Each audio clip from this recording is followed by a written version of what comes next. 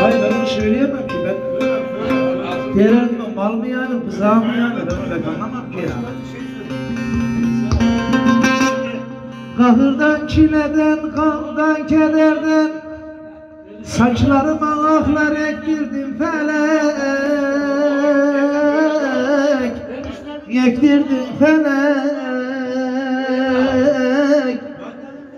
Sanki bana hıncı varmış ezelden, çektikçe bu yükü çektirdim felek,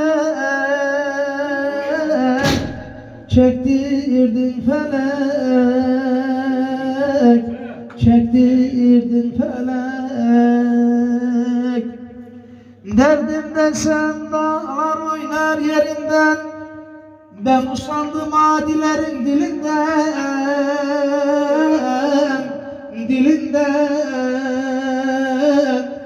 Ne verdiyse geri aldın elimden, ocağıma incir diktirdin felek,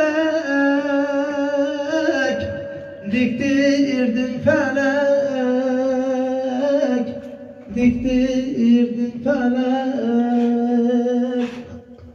Namert babam olsa varmam yanına, nalet olsun onun parasına puluna, puluna.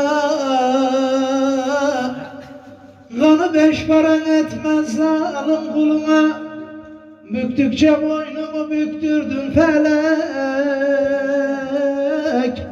büktürdün felek,